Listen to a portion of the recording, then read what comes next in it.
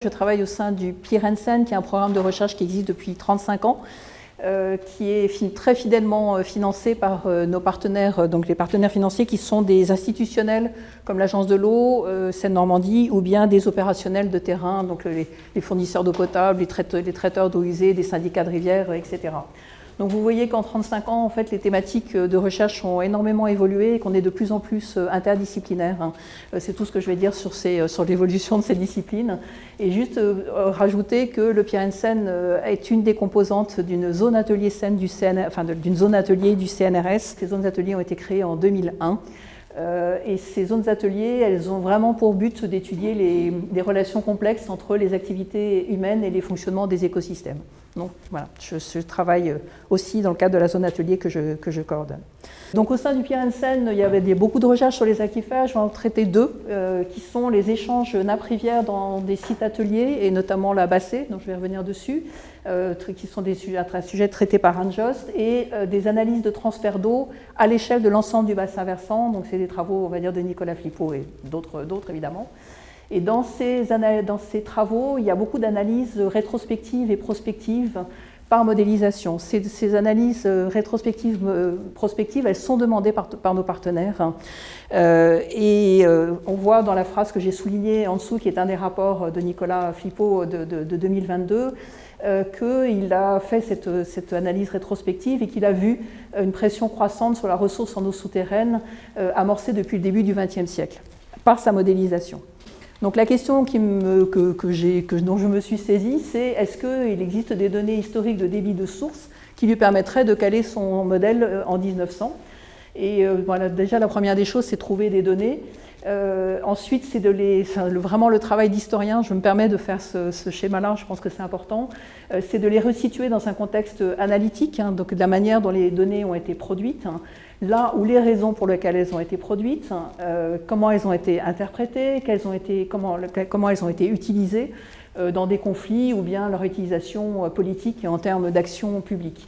À partir de tout ça, donc, ils sont des informations ponctuelles et détaillées, les espèces de triangles, de forme bleu foncé, qui sont des informations ponctuelles issues d'archives. Il faut proposer un récit dans un contexte plus général, donc entre un temps T1 et un temps T2. Alors, pour ce qui concerne le premier sujet, donc sur ces sources et les débits des sources, alors le contexte qui a généré des données au XIXe siècle, c'était la qualité de l'eau des puits de Paris qui était problématique. Juste pour signaler, elles étaient salées, très salées, et on pense que c'est lié aux techniques de conservation des aliments, tout simplement, au XIXe siècle. Il y a eu des épidémies de choléra qui conduisent à chercher de l'eau courante. Il y a eu des besoins en eau croissants au XIXe siècle, pour nettoyer les rues notamment, qui conduisent à chercher de l'eau de source captée en dehors de Paris, ces fameuses externalités dont je parlais tout à l'heure.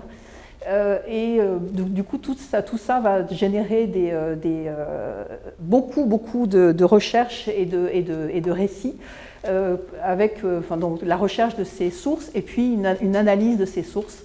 De ces sources qui devraient servir pour de l'eau alimentaire. Donc voilà un schéma tout simplement de on va analyser des résistivités, des températures, des débits, des bacilles coli, on les appelait ça à l'époque. Donc on a des informations que l'on peut trouver. Donc on est content, sauf que ces informations en fait elles sont précises sur plusieurs années, mais uniquement sur des sources ponctuelles, celles qui alimentent Paris. Et en fait, il y en a très peu de sources qui sont, même si sur les territoires, ça a beaucoup marqué ces territoires qu'on capte leurs eaux pour alimenter Paris. En fait, il y en a très peu sur l'ensemble du bassin par rapport à toutes les sources existantes. Alors cette partie-là, elle a généré des récits qui sont très riches sur l'alimentation en eau de Paris. Il y a beaucoup d'historiens qui se sont emparés de la question. Donc, mais moi, ça ne répondait pas finalement à la question qui était posée au départ. Et nous n'avons trouvé qu'au jour d'aujourd'hui, mais je n'ai pas dit mon dernier mot, qu'un seul document, dans le 12 401e carton de la série F14 des Archives nationales, qui est une carte non accompagnée de documents annexes, qui représente des débits minimums observés donc des périodes d'étiage des années 1881 à 1884 sur 590 sources du bassin versant de la Seine. Donc on se rapproche, c'est une information qui peut être intéressante, mais est-ce qu'elle est suffisante elle ne me permet pas, en tout cas moi, de raconter un récit, et je n'ai aucun moyen de vérifier aussi la fiabilité des données qui ont été produites sur cet unique document. Donc pour moi, encore une fois, je n'ai pas dit mon dernier mot, mais on voit que je n'ai pas totalement répondu à la demande. Donc je voudrais vous présenter un autre exemple.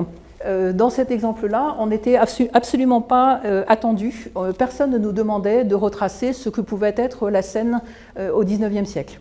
Nous, on s'est emparé de la question parce qu'on a trouvé des cartes extraordinaires, des cartes de surface et un profil en long avec une précision tout à fait magique.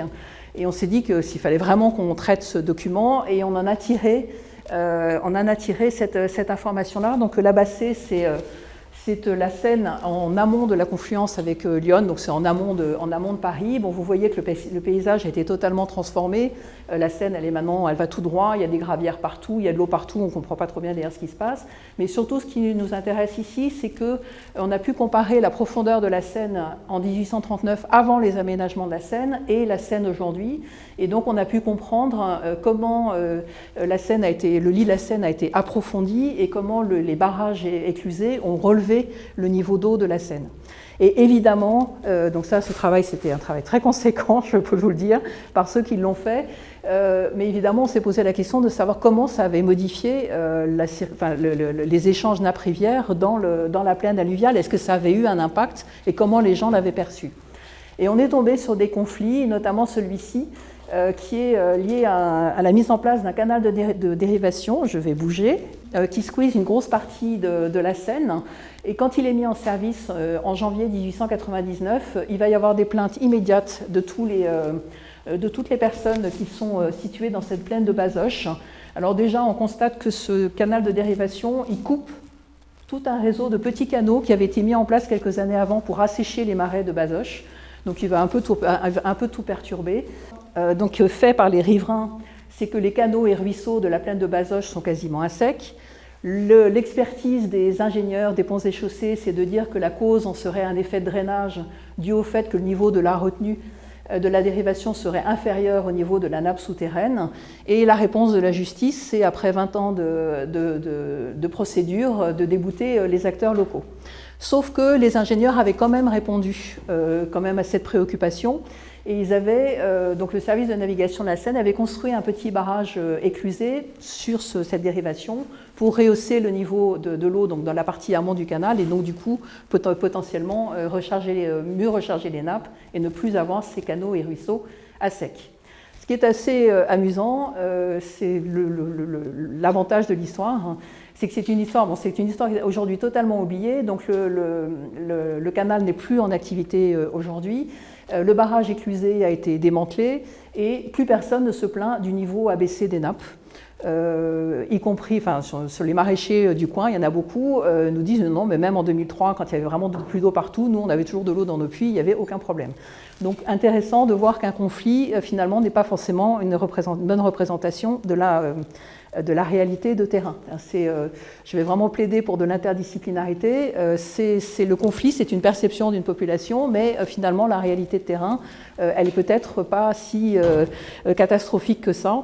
Ce que nous disent en fait les modifications de la nappe, finalement, cette diminution du niveau de la nappe, il n'est pas plus fort que les battements naturels de nappe dans cette plaine. Moi, ce qui m'a aussi intéressé, c'est que ces travaux de géohistoire ont été saisis par mes collègues, et notamment Anne Jost. Donc ce sont vraiment des résultats préliminaires, et je ne vais pas du tout faire vraiment de commentaires sur ces deux cas. Donc c'est la situation telle qu'elle aurait été des nappes phréatiques, telle qu'elle aurait été en 1839, et telles qu'elles seraient les modifications de ces nappes en 2010 par rapport à 1839. Donc en bleu, c'est quand le niveau de la nappe a monté, en rouge, quand elle a baissé. Pourquoi là, je ne vais pas commenter ça. Mais ce que l'on peut dire, c'est, déjà, c'est l'intérêt que mes collègues se soient emparés de notre approche historique pour en faire des modélisations. Et deuxièmement, c'est que les conséquences et les héritages de tous ces aménagements de la Bassée sont plus complexes que ce que nous disent les conflits. Voilà, donc je plaide pour de l'interdisciplinarité. J'ai une approche historique, donc quels sont les avantages et les inconvénients? Alors les limites, ben, c'est les sources qui n'existent que s'il y a des conflits ou des problèmes visibles, et la limite que j'ai indiquée tout à l'heure, que travaillant sur des archives d'État, eh ben, je n'ai pas accès à l'ensemble en fait, des conflits qui sont sur le terrain. Il est impossible de combler les trous dans la raquette, donc les données perdues, manquantes, inexistantes, sauf à avoir recours à d'autres types d'archives. On a beaucoup, nous, travaillé sur des archives sédimentaires également, ou d'autres approches comme la modélisation rétrospective. Voilà, est-ce qu'on peut reconstituer un récit à partir de tout ça? Et puis, les données produites au 19e, enfin au 19e ou avant, sont produites dans un référentiel qui est différent du référentiel contemporain. Qu'est-ce que ça veut dire que de l'eau est polluée? Quand quelqu'un me dit que de l'eau est polluée au 19e, qu'est-ce que ça veut dire? Et ce que je disais sur les données de débit, quelle est la validité des mesures de l'unique carte que j'ai trouvée sur la période 1880-1884.